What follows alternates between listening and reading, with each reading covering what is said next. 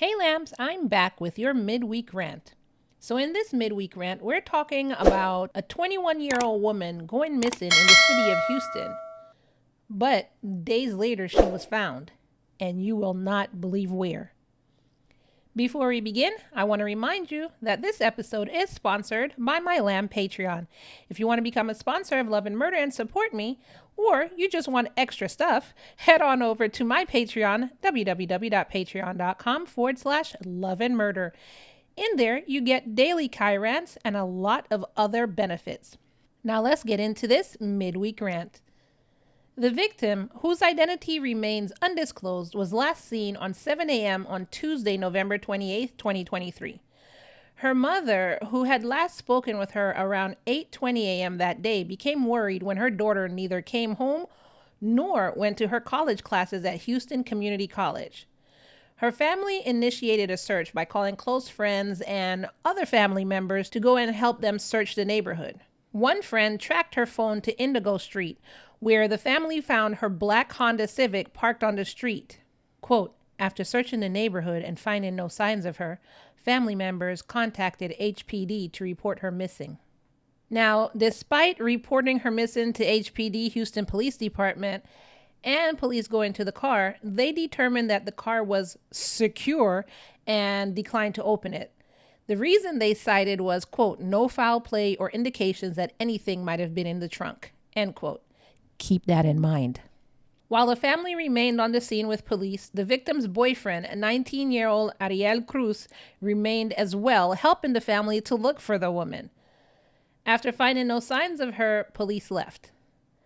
The family, however, could see her phone, purse, and other belongings were locked inside the car. And around 5:40 p.m., the woman's father said, bump all this, and decided to take matters into his own hands. So he broke one of the car's windows, and they searched the entire car for clues. Finally, they popped open the trunk, and there they found her lifeless body. Her face bore signs of trauma, and according to certain sources, it looked like she had been shot. HPD Lieutenant Larry Crownson is quoted as saying, quote, it's very devastating for the family. They discovered the body in the trunk. It's a very devastating thing for them. Paramedics were called to the scene where the woman was pronounced dead, and her body was taken to be examined by a medical examiner. Police detained and questioned Ariel, who, the next day, confessed to his role in his girlfriend's death. Court documents reveal that the motive behind this act was, quote, because she broke up with him in the past. As legal proceedings move forward, Ariel now faces murder charges and his bail has been set to $600,000. Now, I want to ask you, I guess according to the law, the police saw that it didn't look like any signs of foul play, so they didn't have reason to open the car. I guess, Ariel could have used that against them in court, saying you didn't have a warrant. So I guess when you think of it from a law perspective, they had no reason to open the trunk. And if they did, that could have probably messed up the case. However, from a mother's perspective / a parent's perspective, screw all that. I'm kicking open a door, a window, whatever. And that is the same thought process the father had. And sure enough, she was right there. Like, can you imagine if the cops had walked away and the parents hadn't thought of that? She was right there in the car. And this POS, Ariel Cruz, sat there with the family, pretending to look for her, knowing exactly where she was the whole time. I really insanely dislike people like that.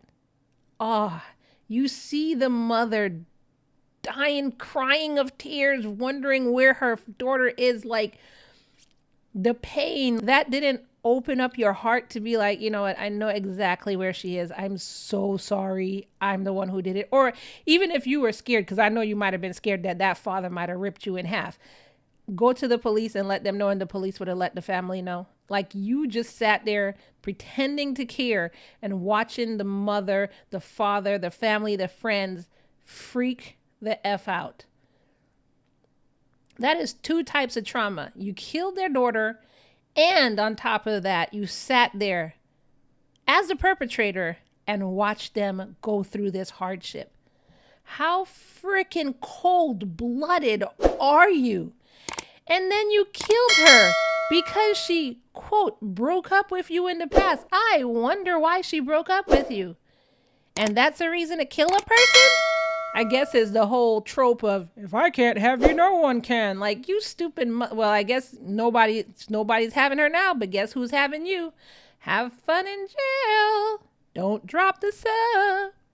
Anyways, trial date hasn't been set yet, but like I said, his bail has been set at $600,000, and it hasn't said if he's been able to post bail yet. So what do y'all think about that craziness? Let me know in the comments below, and I'll see you in the next episode. Bye.